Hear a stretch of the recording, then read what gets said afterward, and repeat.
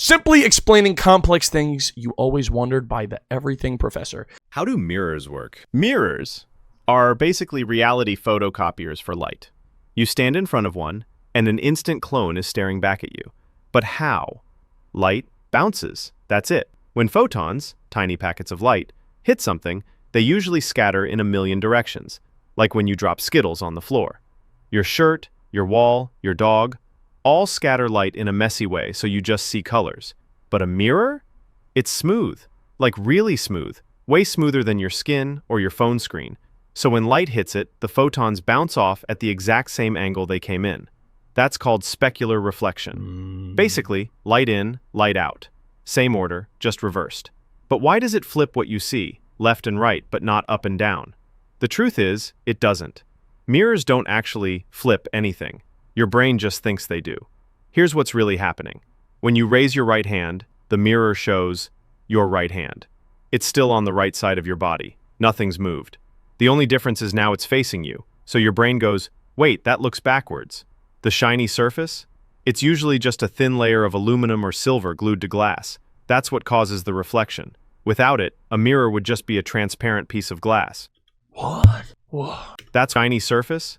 It's usually just a thin layer of aluminum or silver glued to glass. That's what a mirror is? Aluminum and glass? What? Like, Wait, okay. I understood, and now I'm, like, confused again. Like, I understand something being so... I guess I understand the concept. It's so smooth that the light just bounces off, I guess. And, like, that's...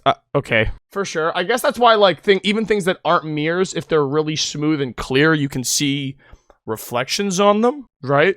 But... So this... Okay. Like, I'm just like... Ow. Fuck. I just don't... You know? Like, this is just silver and glass? I'm not following. Like, why? Now I have to look up a video on how they make mirrors, because I'm not even, like... Sometimes I look at my face and I get really scared that I exist. But I'm gonna put this away for now. Okay. Let's just continue. I don't want to get too wrapped up in the fact that that's what this is. Without it, a mirror would just be a transparent piece of glass. Why do onions make you cry? Onions look innocent. They're just little vegetable bulbs sitting quietly in your kitchen. Then you cut one open and your eyes start stinging. Why? Inside every onion are tiny cells full of different chemicals, all living in peace, until you slice it. Your knife is basically smashing those cells apart. When that happens, two chemicals meet for the first time. One is an enzyme, the other is a sulfur compound. Mix them together and they create a brand new chemical with a scary name, syn-propanethyl S-oxide. That chemical turns into a gas, and when it floats up into your face, your eyes freak out. They think they're being attacked, so they send a signal to your tear glands. Flush it out. Your body basically hoses your eyeballs down like they're on fire. Onions didn't evolve this to ruin your cooking experience. It's actually a defense mechanism to stop animals from eating them. Turns out, it doesn't work. We still eat them. We just cry too. If you want to cry less, chill the onion before cutting. The cold slows the chemical reaction. Or cut it under running water so the gas can't reach your eyes. Okay. Or you could wear a full pair of scuba goggles. What? That one didn't even help me at all. There's just chemicals that, like, when you cut them, they combine. Okay. Got it. That makes sense. Okay. So, sometimes, like, I just, like, maybe I'm a full-blown idiot, but sometimes I just, like, I just have to accept that that's the case. There's just two chemicals. I have no idea. The good news is, like, that doesn't seem like that crazy of a thing to understand, but even though I'm still, like, that's kind of, like, I don't even get it, I don't care about onions. Hiccups, I care about. Why do we get hiccups? Hiccups are basically your diaphragm throwing a tantrum. Your diaphragm is a big muscle under your lungs that helps you breathe. It moves down when you inhale, up when you exhale. Normally it's fine, but sometimes it just spasms. When that happens, your lungs suddenly suck in air way too fast. Your vocal cords slam shut, and that makes the classic hic sound. Why does it spasm in the first place? It could be for a variety of reasons. Maybe you ate too fast, or drank something fizzy, or laughed so hard your breathing went off script. Sometimes it's because your stomach is full and pressing on the diaphragm. Scientists aren't 100% sure why humans hiccup, but one theory is that it's a leftover reflex from way back when we were tiny tadpole-like creatures learning to breathe. Basically... What the fuck? Fuck! Oh, bro, I hate when somebody's explaining something to me that I want to learn, and they go, scientists don't actually know. Oh, hell nah. I hiccup because some tadpole bitch motherfucker animal from a Hi, million Frankie, years I ago? had a accounting quiz today, and I also had to present my presentation on the Navajo Nation in Honors United States History class. Fuck your history class. I'm sorry. I'm sorry. I'm just kidding. That's cool, man. That's cool, man. I'm glad that you did that, man. That sounds fun. I hope you get a good grade. This is so fucked. We hiccup because your body's a bitch, and scientists don't know, but basically we think it's because you used to be a tadpole.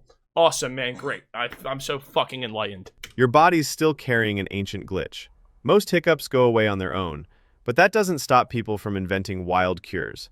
You've probably heard of the main few: holding your breath, drinking water upside down, being scared half to death. You want to know the real one? I could show you guys how to cure your hiccup. Ready? You go like this.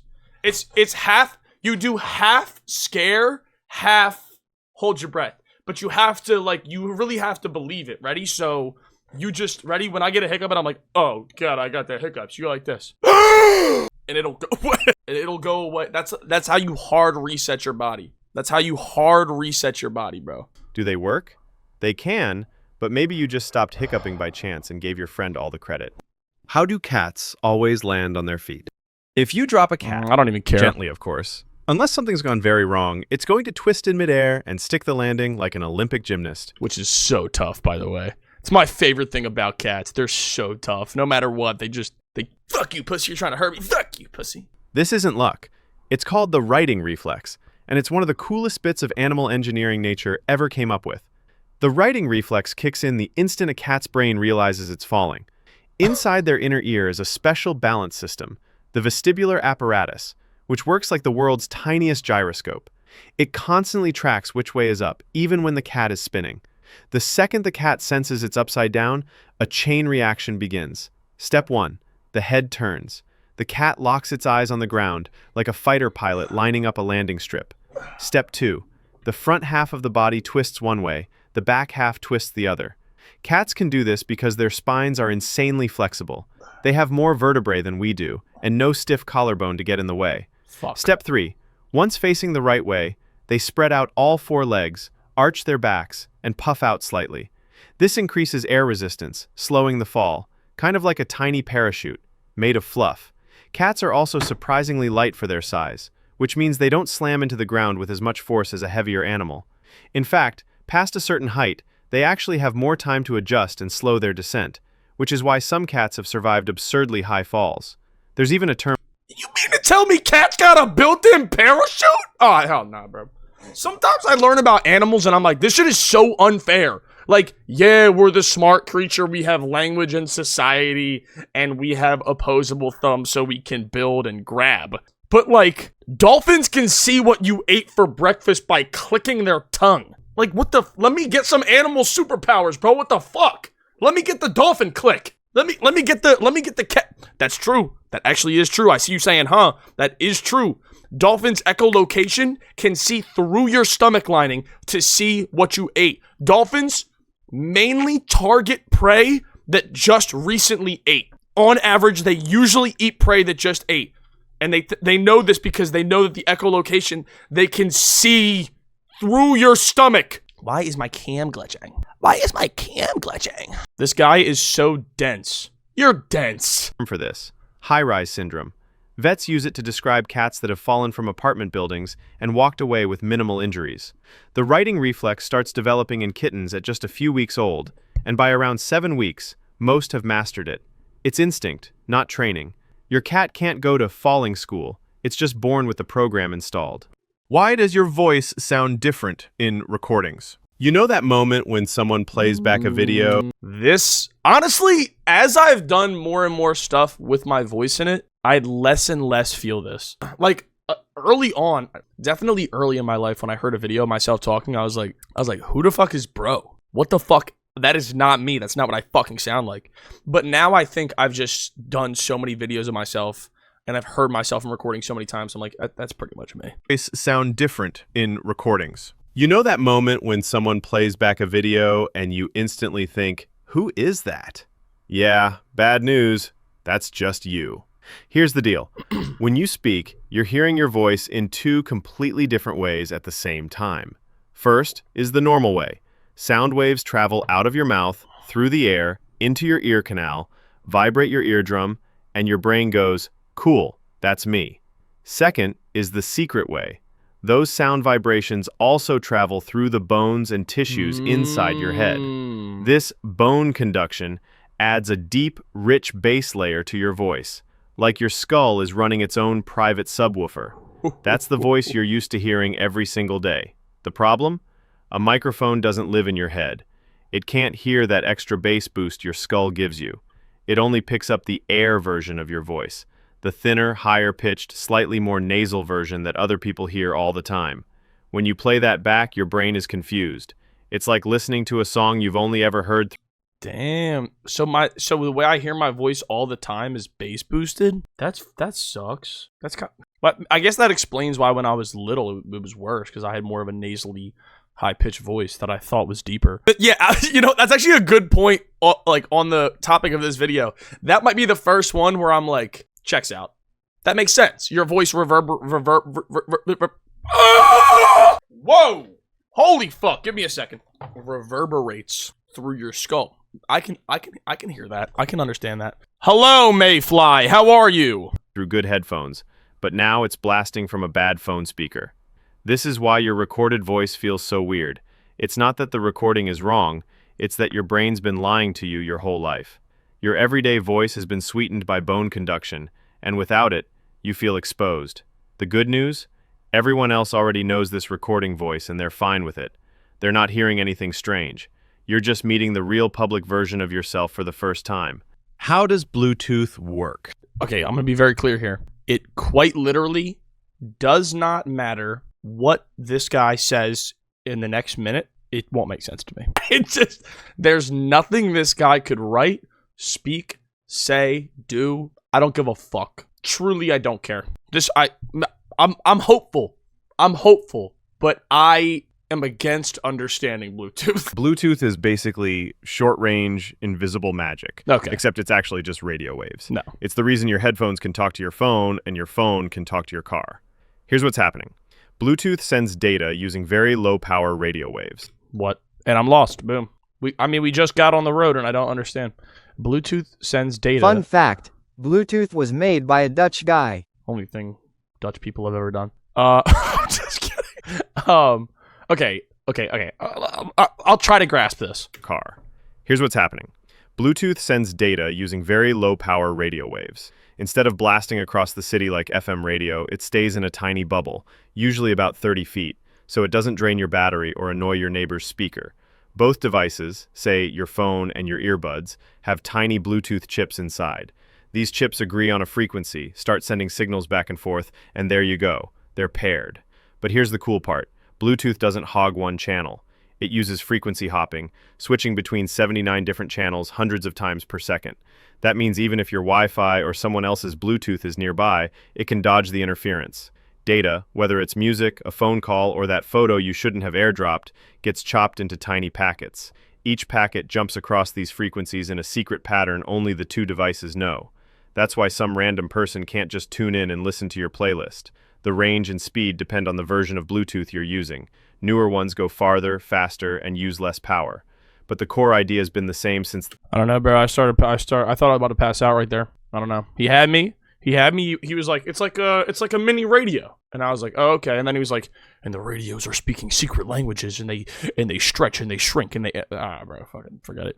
Just, okay. I guess my simple understanding, you have the brain of a kindergartner. I can't judge. I do too. It's radio waves going back and forth. That I guess I can make sense. I can gather. But then you have to explain to me what a radio wave is, because I don't even know what that is, right?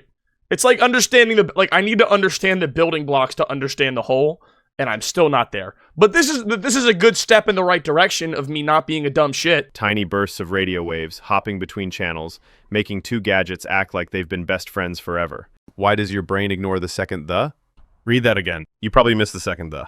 And that's the whole point. Here's what's going on. Read that act like they've been best friends forever. Why does your brain ignore the second the? Read that again. You probably missed the second the, and that's the whole point. Here's what's going on. Your brain is lazy. It loves predicting what's coming next so it can save time and energy. When you read, your brain isn't looking at every single letter. It's scanning for patterns and filling in the blanks. It's like autocomplete for thoughts. So when you see a super common phrase, like the cat or in the, your brain is already halfway through the sentence before your eyes have even finished it. If there are two thes in a row, your brain's like, yeah, I got it, and just deletes one. It's not a glitch in your eyes. They see both words. It's a glitch in your attention. This is why you can proofread something 10 times and still miss obvious mistakes. Your brain is too busy being helpful. 0? This motherfucker got a 0? Is that what that is? Are they saying he got a 0 on his essay? Alright, I don't even care about this one. This one makes sense to me. That's the cool Frankie. You tried to get me, but I'm on my toes. And predicting the next thing to notice what's actually there. Want to catch the second the? Read slower. Or read backwards, word by word. It breaks your brain's prediction habit. Otherwise, you'll just keep skipping over the second the, without even realizing it. How does caffeine work? Caffeine. This one I actually understand. This one I think I've learned before. I'm pretty sure what it is caffeine is a chemical. As a chemical compound it's pretty much identical to the chemical compound in your brain that makes you sleepy. But it also, as a chemical compound, juices you up. So it fits into the part of your brain that makes you sleepy. But instead of making you tired, it's like if you, okay, man, forget Frankie, it, man. I feel like Gucci Man. I'm 2006, and did you not take like hard science classes in high school? Cause most of this is explained. Nobody's gonna believe me, but I actually took like all honors classes. I never took APs, but I also never took anything below an honors class. I took all honors classes. Nobody ever explained, what the fuck are you, where are we at, 906? I'm sorry. In your science classes, they're explaining mirrors, onions, hiccups, cats, voice, Bluetooth, and caffeine? You might be in dipshit classes if that's what they're teaching in your school. You might be in dipshit classes. You're taking AP fuck shit. That's what you're taking. I have never learned about any of this shit in school. No. All they were talking about was like, I don't fucking remember. Caffeine is the world's most socially acceptable drug. It's in your coffee, your tea, your soda, your energy drinks, and even in chocolate. We all act like it's just a little pick-me-up. So, what's it actually doing to you? Your body runs on a chemical called adenosine.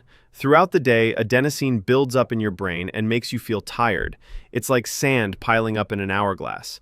When enough of it collects, your brain says, all right, time for bed. Caffeine's master trick, it looks just like adenosine to your brain. I told you.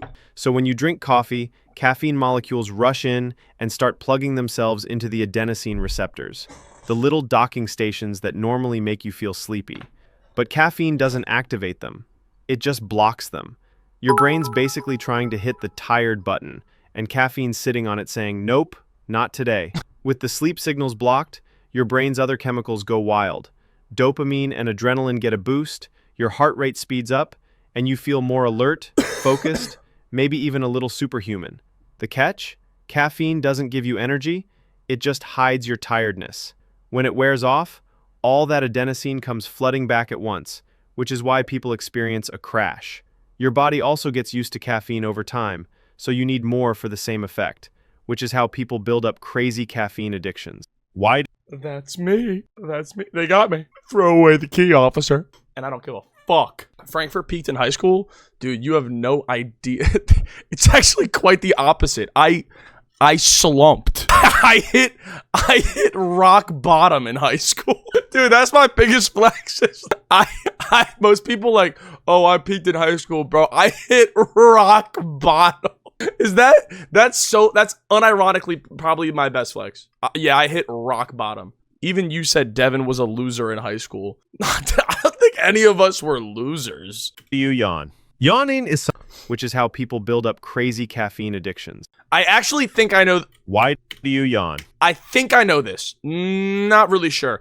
I think the actual answer is nobody knows. I think he's going to say nobody knows. But I know that yawning can have multiple effects. Yawning is like, it can actually be to make you more tired, or to wake you up, but it's when your body has like, it wants like a big boost of oxygen. Like your body is just like craving like a boost of oxygen. You go like, or maybe it's kind of like it's like a auto deep breath. Also, it's so contagious. I want to yawn. I watched a video on this a long time ago.